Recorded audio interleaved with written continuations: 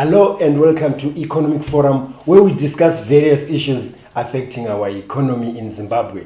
These can be issues to do with service delivery, education, health, the economy in general. We bring them here and actually see how they impact on our businesses and the economy itself. My name is John Masugu. And today we are delighted to be talking about, Agri4She. And we're talking to a lady who has just been crowned the Manicaland Business Woman of the Year. And recently she hosted the First Lady, Dr. Auxilia Mnangagwa, at her rural home in Buhera, which she has transformed together with her husband. And today we have Mrs. Christina Taranhike. Welcome. Thank you. But you are commonly known as Maichimuti. What are the origins of that name? Okay. Maichimuti is just a name which I picked to identify myself with the marginalized women. I live in the rural areas. I've migrated in 2017. And why Maichimuti is because I use a stick when I'm cooking, mugoti. And then I use Trairo Weduk Maruzeva, Jimiti. So for sweeping my yard, I use that. When I hit my kettles and goats, I use a stick where you put shamboko and so forth. And then when I do my garden, Maruzeva, we barricade our gardens using miti. When I leave the gardens, I bring matsotso, using firewood. So that's Chimuti. And when you look at Chimuti as well, it's something chakashorwa. And when you look at the marginalized women in the village, most of the policies, they are not yet embracing this woman. She's sort of forgotten, but yet she's got valuable indigenous knowledge, which we need to tap so that we can transform our lives in the village. And also, if you look at Chimuti, this woman is the one that uses the land. Land there, Baba. But when it comes to utilization, it's the woman. So this woman owns or utilizes about 60 or 50% of the land. Baba is normally away in the urban area working, or away doing dari and so forth. So it's the woman is the head, the mushamukazi. So we find Chimuti, if we empower this Chimuti woman in the village, she can transform the village, the community, and feed the nation. Mm-hmm. And everyone now calls you Chimuti, even some of your honored guests. Yes. Recently, the First Lady has been to my homestead twice. When she awarded me the Agri4She in Manicaland, I was the overall winner. And recently, on the 6th of May, she came and I was the winner for the agro-tourism for she. My homestead was commissioned as a model homestead. And that way, even herself, she calls me now Maichimuti, and she herself, she says, I'm also now Maichimuti. So yeah, I'm very delighted for this transformation which is taking place in Buhera. And it's not going to be on Buhera only. It's going to be a national thing. It's going to be a global thing. And so we have a lot to do for us to achieve this goal. What exactly are you doing in Buhera? In Buhera, I'm agro-based, farming, crop farming, and livestock farming. So we also do regenerative agriculture.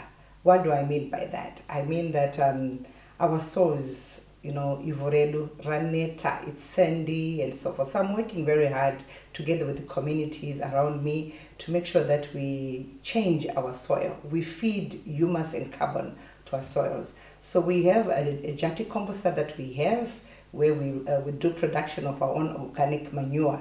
So most of our food that we eat, I say 95% is organic. So in our community, we are encouraging people to grow organic and also be able to feed their soils with humus and carbon. So we have the jati composter that I've just alluded that we do production of organic manure using all our degradable material. So we don't throw away anything that decays. And even kuchacha mashanga where pisa minda yedu takuda unorima, we don't do that, because by so doing you are now killing the microorganisms, and we want to preserve that. So we check we actually collect all the material and take it to this jati composter to make manure, organic manure, which we use webs. Yes. What makes your work unique, especially to Agri for She? Because some of the things you've mentioned, they could be done by men, but you are coming out, as a number one, as it were, the way you are doing it. So I would like you to explain that so that it also encourages other women. My farming at the moment, the way I do it is that, Kudara, our mothers, they used to farm and they would get plenty of food. But it was just farming without any order. But now we are bringing in order in it to say, when you are farming, you need to know where you put you do landscaping, where do you put your orchard, where do you put your fowl run, where do you put your whatnot, whatever I want to do. Because I'm involved in quite a number of projects which I'm doing. So by so doing, we are now saying, you got to have order. What is that you want to do? What size of land do you have?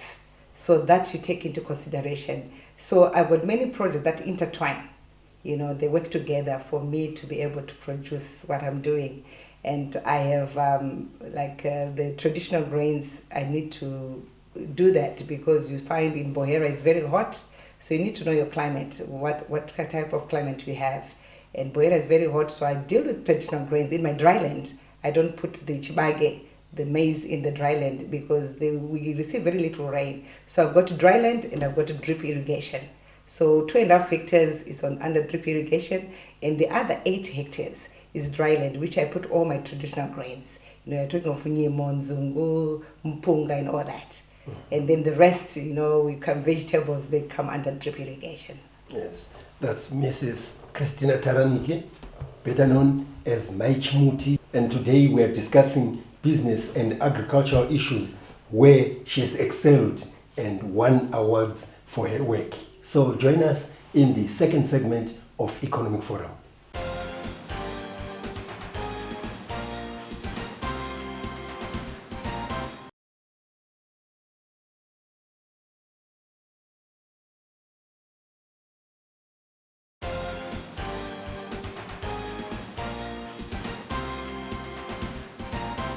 Our guest today, Maichimuti, Mrs. Christina Taranhike, is a champion when it comes to organic farming.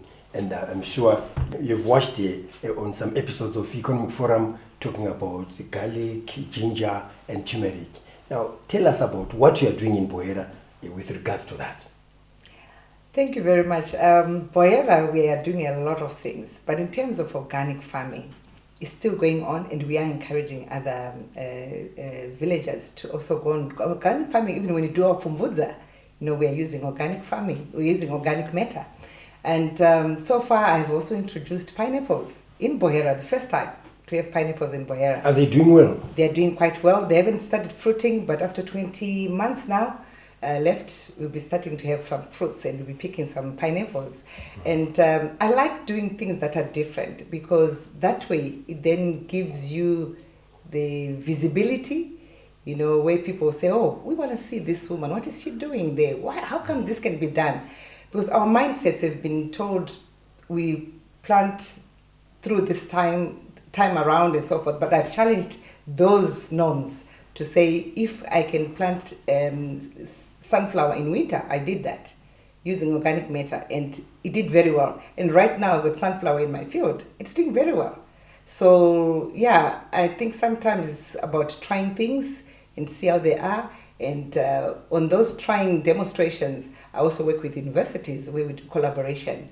Great Zimbabwe University and UZ and Arupe University and Catholic University. We are working together so that they can do research on certain things that I'm doing in the village. And also they can come up with programs for these women. Remember, they haven't gone to school, but I'm sure they can be awarded with master in growing nzungu, master in growing pineapples, master in growing chakati. You've already started on that. Yes. And they've got certificates after some of your courses. Yes. Yeah, you can go ahead and tell us about how excited and how you have empowered these women. Yes, it's very exciting. These women, they may not have the school to say akaenda uchikoro unaita form 4 or a certain course, but they have the natural indigenous knowledge that they have.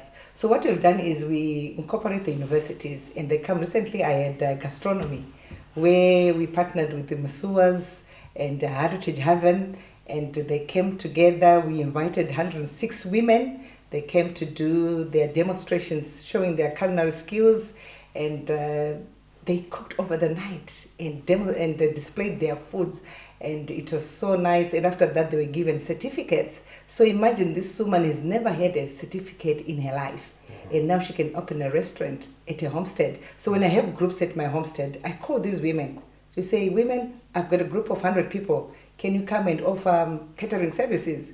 And they do that. After that, they earn money in the village. So the village is no longer just Utunovi Giravano Ikoko. The village now has become an industry where we believe our people, that's where they live. And we need to create industries in the villages. And also a tourist attraction. Exactly. Some of us would like to visit you just to see. Exactly. And now our farming is no longer just farming, but we are farming and people are coming to see. So they are touring these projects. And by touring, we're now saying it's no longer touring for free. We are now saying so much if you want to tour, so much if you want a lesson to learn how to grow a certain crop. And by so doing, you're now doing agro for she. And the First Lady has commissioned our homestead, and very soon we'll be having wildlife in Bohera because of her efforts. Tell us more. Make sure that every woman is not left behind and no place is being left behind. So when we do that, coming up with that wildlife, it means more people, we are creating more jobs for the community. And most of them are women. And when women are they're employed, we know and they can transform their livelihoods. And when you do all this work, you are also taking cognizance of the importance of climate change. Tell us how you do that. Yes, climate change at my homestead, within the community, we encourage each other. We come up with contour ridges. You know, Kudara Namwema Kandi Watakaiwona, that song. It came as a punishment to the Africans. Nothing was explained to us that what was the reason of doing those contour ridges. But today, I'm so proud to say the contour ridges are also something that we can practice in this climate change. And inside the contour ridges, we now put what we call the infiltration pits. Those infiltration pits, they help to harvest water. When the field is a bit sloppy, the water doesn't flow backwards. It actually flows, following the trend. And by so doing, and then also we also use the organic and minimum tillaging, organic fertilizers that we are using, either the base of fertilizer or the foliar fertilizers.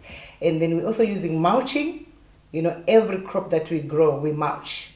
We're using grass, using the maize stalks, using leaves. So we no longer throw away or burn those things. We are using into that. And then we're also using drip irrigation. We get little rain in Bohera or anywhere else, little rain, but God has already given us rain. It's underground. So we drill boreholes, and then we come up with tanks that we can store our water, and then we use that water to irrigate our crops. And we use solar. Sometimes we cry there's no electricity, we don't have this, but God has given us what we need. We at Integral Kumusha, we actually practice naconomics to deal with what we have, what is available within us to make our lives better. Yes. How big are you on exports? Exports, I've done export once, but there is room to do more. What we need to do now is to grow to upscale our products, where we are saying instead of growing as an individual, we can now grow as communities, and then we have bigger raw material, we value add, and we export, especially on our foods. They like organic foods. That's Mrs. Christina Taranhike, better known as Maichimuti. She is our guest today and talking about all things to do with agriculture, especially from the perspective of women taking a leading role. So join us in the third and final segment of Economic Forum.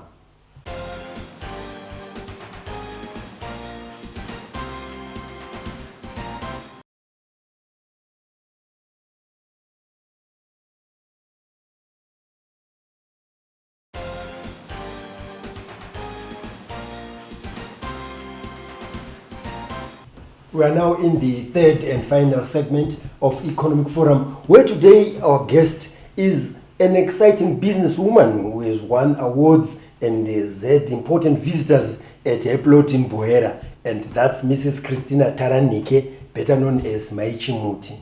Now, in your integral kumusha and in economics, obviously you bring in the element of a value addition in order to get more. Tell us about that. Thank you very much.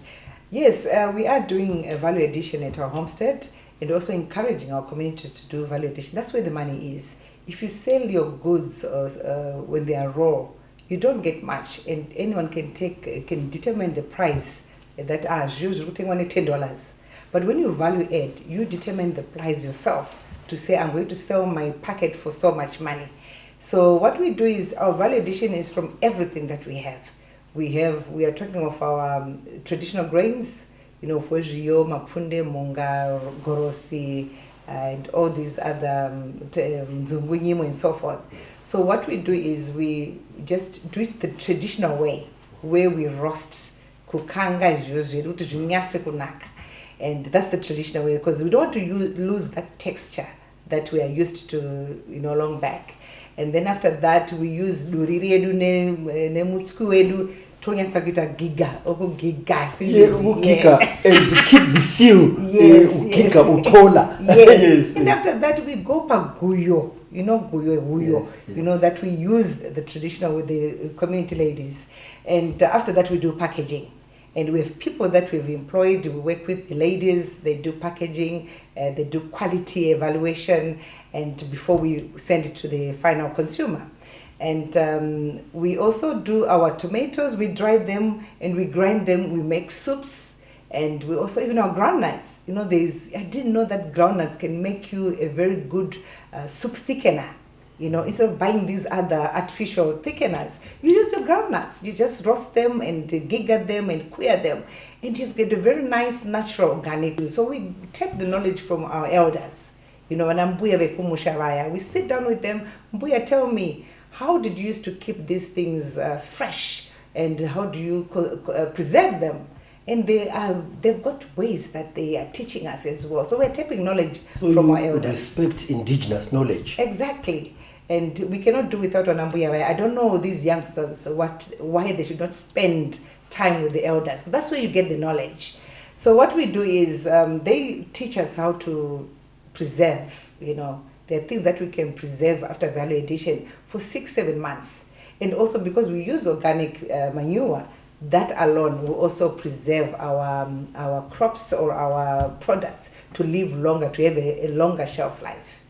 We've been talking about integral kumusha and in economics, and viewers may be wondering what this is all about, because you are bringing very interesting points here, but maybe getting lost there. Okay, integral kumusha is just a name, which we have things that bind us together. 4 pillars. We look at our community at the center, and then we are looking at our nurture. We are looking at our heritage and culture. If you come, this is where you see Pambapedu, we've got our Euros Eka, that's our culture, and that is called culture tourism. And then we also have our science and technology. By the Euros Eka, you mean for the Taranhike family? For the Taranhike family, yes, yes. And then we have our science and technology. We're saying there are things that we used to do traditionally, like threshing. We cut down trees and start to thresh our munga rio. Instead of doing that, we now have machines that thresh and still get the same texture of our munga and rio. So we no longer cut down trees. We are looking after our environment. And we also tap our solar, our energy from solar, which is a natural resource that we are using to get energy. And that's our science and technology and our Wi-Fi at the homestead, so that whatever we are doing, it's known out there. There's Wi-Fi. Yes. And then we are also talking of enterprise. Each homestead, if it becomes an enterprise, then Zaratadzinga sustainability comes in. And also we now can meet our Vision 2030. Because we have it all, we have everything that we need. That's why we're calling it an economics, because it's an economy based on NACA. And it resonates very well with us Africans, because we are using what we have rather than borrowing things that we don't know. Yes. Let's see how this project is actually spreading its wings in Boera. locally and even internationally? Thank you. We are envisioning that this integral Kumusha is not going to end only at Mbohera. It's going to go into the district, so Bohera and Manicaland province, and the national. So far, we have other homesteads that have already tapped into this knowledge, and they are transforming their homesteads to be like integral Kumusha, so that we have abundance of food. We are recreating the Garden of Eden. You know, when God chased us out of the Garden of Eden, He didn't say we should not recreate. We are recreating the Garden of Eden. So if all homesteads recreate the Garden of Eden, we have abundance of food to eat and also to sell. And we are also envisioning this project to go even regional. And right now, if I may preempt, though it's not yet at the stage to do so, but we are having other countries that are coming into us to say, can we not work together? We also want to take this model into our country. And we are happy to do that. And by so doing, Zimbabwe has been put on the map because we are coming up with something that resonates with us Africans. And we have other communities that have come in. We have hosted the Mondoro chiefs that have come to our place, about 45 of them, to just come to learn, to see and understand. And when they went back to their country, their area, some people wouldn't have their land. The chief gave them land because they saw the impact it had to the people. And I am encouraging people and out there who are listening to me to say, at your homestead level, you can make a difference. At your homestead level, you can do this project. The land is there for free. You don't buy land in the reserve. You just go to Subbook and get land for free. And let's utilize this and let's grow our villages. Let's transform our villages by what we have. And if we all take the integral Kumusha way, you find that our villages will be something to live on and not to go into urban areas. Because we have plenty land in the villages and plenty of fresh air. I didn't talk about the fresh air in the villages. And I'm encouraging you all to go back to your village and start to do projects there. Tiudzei nerurimi rwamai makatarisa ruzhinji zvamurikutaura nemazwi mashomanana. Vana vateereri vakanditarisa vakateerera, ngatidzokerei back kumaruzevha edu, tinovandudza misha yedu, tive nepundutso maruzevha edu, create employment within maareas edu, vanhu vasaite flock kuenda kutaundi vachizadza kuti maamenities ave mashoma, asi kuti kunzvimbo kwedu iko kumaruzevha tine nzvimbo dzatinadzo. Ngatiregei kutengesa minda yedu, ngatidzokerei tinoita zvinoita kuti tive nepundutso muupenyu hwedu. That's Mrs. Christina Taranhike, better known as Maichimuti. Would like to thank you very much for coming to Economic Forum to talk about some of the things you do in Agri4She as well as Integral Kumusha. If you would like to get in touch with us and also people like Mrs. Taranhike here, you can do so on the numbers that are showing on your screen. If you'd like to engage again with us as well as our guests, you can do that on the social media platforms that are flashing on your screen. If you have missed some of the episodes of Economic Forum, you can watch them on our YouTube channel, which is Economic Forum Zimbabwe. So on behalf of Maichimuti, Mrs. Christina Taranhike, we would like to wish you happy viewing. This is John Masugu and the production crew of Economic Forum.